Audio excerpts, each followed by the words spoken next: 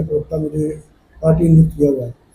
तो किसानों की जो समस्या है उनके ऊपर ध्यान सरकार बिल्कुल नहीं दे रही।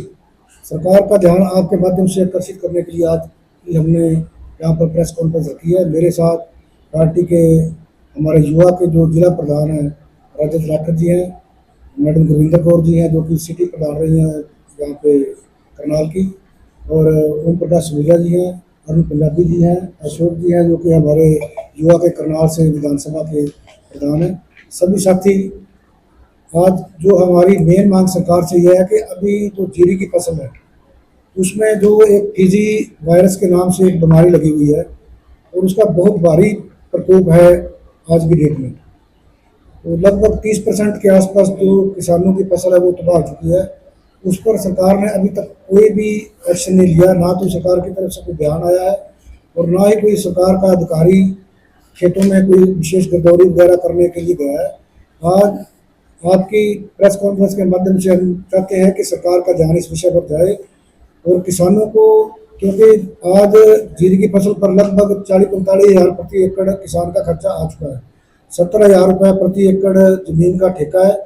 अगर 35,000 रुपया बोल रहा है और 25-30 हज़ार रुपये आज जीरी की फसल के ऊपर खर्चा हो चुका है। लगभग 50,000-45,000 का खर्चा किसान कर चुका है, लेकिन अब जो फसल है वो बिल्कुल तबाह हो चुकी है और उसमें कोई और फसल बोने का टाइम भी नहीं है। हमारी सरकार से मांग है कि जिन किसानों की ये फसल खराब हुई है उनको खेत में जा कर के विशेष गिरदौरी करवाई जाए और उनको जो उचित मुआवजा है दिया जाए ताकि उनका जीवन बसर जो है वो ठीक से चल सके। दूसरी बात यह है कि आपने देखा होगा कि अब भी जरूरत है यूरिया खाद की किसानों को, और किसानों को यूरिया खाद इस बार उपलब्ध नहीं हुई। जितनी भी हुई है वो ब्लैक के माध्यम से हुई है, काला बाजारी सरकार के नाक के नीचे हुई है। अब जो हम सरकार से चाहते हैं कि सरकार जो आज खाद के साथ अन्य सामग्री नकली दवाइयाँ टैग करके जो दुकानदार बेच रहे हैं उसको रोका जाए और किसानों को सही खाद सही टाइम पर दी जाए। और जो आज वायरस आया है इसके बारे में भी अपने वैज्ञानिकों से राय लेकर के कि सही दवाई की कोई या सही उसके उपचार की कोई घोषणा सरकार करे, सिफारिश करे, ताकि किसान बेमतलब की दवाइयाँ ना डालें। और इससे पहले आपको पता होगा कि अभी 2 महीने पहले राजस्थान में नकली डीएपी खाद बनाने की फैक्ट्रियां पकड़ी गई हैं बहुत सारी। वहाँ के कृषि मंत्री ने छापा मारा और बहुत सारी फैक्ट्रियां पकड़ी गई जिनमें हजारों टन जो है डीएपी खाद, उन्होंने बताया कि हरियाणा में, पंजाब में, मध्य प्रदेश में और राजस्थान में वो सप्लाई हुई है। तो उनकी जांच चल रही है। उस जांच रिपोर्ट में कोई प्रगति नहीं है क्योंकि ज़्यादा खाद हरियाणा में आई है। हरियाणा सरकार ने अभी तक कोई भी इस पर एक्शन नहीं लिया, ना तो किसी अखबार में आया, ना किसी नेता का बयान आया कि हमने, ना किसी विजिलेंस ब्यूरो का आया है कि हमने किसी नकली दवाई बेचने वाले या नकली खाद बेचने वाले डीएपी जो राजस्थान से जुड़ा हुआ रैकेट है उसको किसी को पकड़ा हुआ। अभी तक ऐसी कोई बात नहीं आई है। हमारी मांग है कि जो इतना बड़ा घोटाला हुआ है, ये नकली खाद किसानों तक पहुंची है और फसल भी लोगों की तबाह हुई है, खेत भी खराब हुए हैं, उनके ऊपर सही उचित कार्रवाई करके उनको दंडित किया जाए और एक सुनिश्चित किया जाए कि किसानों को सही जो है खाद और सही बीज मिल सके। इसमें जो ये जो फीजी वायरस है, हमारे जो यूनिवर्सिटी जुड़े हुए हैं, अभी कल मध्य प्रदेश से भी हमें हमारे कृषि से जुड़े हुए वैज्ञानिक उनसे बात हुई है।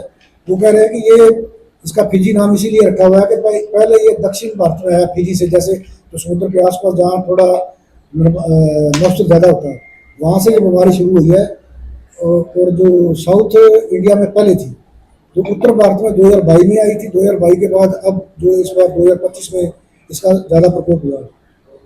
जिन किसानों ने पहले उनका खर्चा आ चुका है खेत के ठेके के बगैर और 25-30 अब आएगा, उनको मुआवजा तो मिलना चाहिए। अगर वो गिरदौरी तो हो सकती है, पता लग सकता है भी कितने लोगों ने अपनी जो है फसल बहा करके दोबारा बोई है, वो तो विशेष गिरदौरी में ये सारी बातें सामने आ जाएंगी।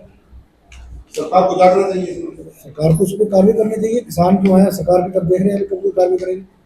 और दूसरी बात यह है कि जैसे कर्जा माफी की बात आती है, कर्जा माफी जो है इस सरकार ने बड़े बड़े शाहूकारों को तो लगभग 25 लाख करोड़ जो है वो इन्होंने माफ किया है और किसानों का कर्जा इन्होंने 1 पैसा भी माफ नहीं किया।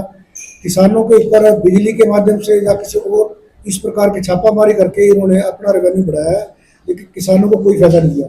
कोऑपरेटिव सिस्टम है, सहकारिता क्षेत्र है, जो सहकारिता के बैंक हैं, उनमें जो उनका जो ब्याज दर है वो जिस टाइम हमारे कांग्रेस की सरकार थी वो 0% कर दिया गया था। अब वो बढ़ा करके दोबारा फिर 10 और 12% जो डिफॉल्टर लोग हैं उन पर 13% और बाकी उसे 10% के हिसाब से दोबारा फिर सरकार वसूली कर रही है। किसी प्रकार की राहत देने की बजाय उनका ब्याज जो है 10-12% लेना किसानों से, वो एक तरह का बड़ा बहुत बड़ी भारी मार है। ये भी बंद होना चाहिए। और इसके साथ साथ कई बातें ऐसी हैं जो आम जनता से जुड़ी हुई हैं। जिस प्रकार से गरीबी हटाओ वाली बात ये इन्होंने की थी, इन्होंने गरीबी तो हटाई नहीं, गरीबों को हटा दिया। आपके शहर में या छोटे शहरों में ये रेडी फड़ी वाले जो लोग थे, जो बाजार लगाते थे, उनको किस प्रकार से इन्होंने खदेड़ा है। उनको कोई मुआवजा नहीं दिया, उनको कोई जगह नहीं दी। ये सारी बातें आपके सामने हैं। हम चाहते हैं कि उन गरीब आदमियों को भी कोई ना कोई उचित उनको साधन उपलब्ध कराए जाए और उनको अपनी रोजी रोटी कमाने का अवसर दिया जाए। और तीसरा, जो बिजली के बिल जो है अभी सरकार एक और करना चाह रही है कि स्मार्ट मीटर लगाना चाह रही है ग्रामीण क्षेत्र में। उसके माध्यम से क्या होगा कि बिल तो आज भी हम भर रहे हैं, लेकिन जो एक रिचार्ज के हिसाब से अगर हमारे खाते में पैसे खत्म हो जाते तो हो सकता है रात के 12 बजे हमारी बिजली भाग जाए और सुबह तक हो सकता है किसी खाते में पैसे ना हो, वो रिचार्ज ना हो। इस प्रकार की एक समस्या से लोगों को दो चार होना पड़ेगा। अगर लोग हमारे नहीं जागे तो हमारी ये भी मांग है कि ये जो स्मार्ट मीटर लगाने वाली बात है, ये योजना है, इसको अभी ये समझ नहीं आया कि इस प्रकार के मीटर गाँव में लगाए जाएं। और बिजली के बिल जो हैं वो इन्होंने बहुत बढ़ा दिए हैं। ग्रामीण जो हमारे घरेलू उत्पादक हैं, इन्होंने कोई राहत तो दी नहीं, लेकिन बिजली के बिल बढ़ा दिए हैं। उसकी हमारी मांग है कि जो बिजली के बिल जो हैं वो कम किए जाएं ताकि आम आदमी जो है वो एसी वगैरह चला सके। आज 10-12 किले का जो जमींदार है वो एक एसी चलाए तो उसकी सारी आमदन जो है एक एसी के बिल में चली जाती है। इसलिए बिजली के बिल जो है वो कम किए जाने चाहिए, ये भी हमारे सरकार से मांग है।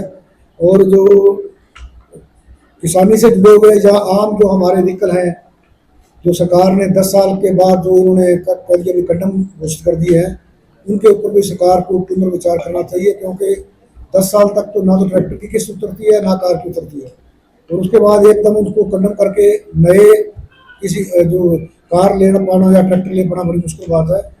वो भी जो है गलत बात है। उस पर भी सरकार को और हमारी अदालतों को जरूर विचार करना चाहिए। ये सारी मांगें हमारी सरकार से हैं और आपके माध्यम से हम चाहते हैं कि जो नकली दवाइयाँ वगैरह हैं ये बंद की जाए, इनकी जो है किसानों तक ना पहुंच पाए। और सबसे बड़ी ज़रूरत है आज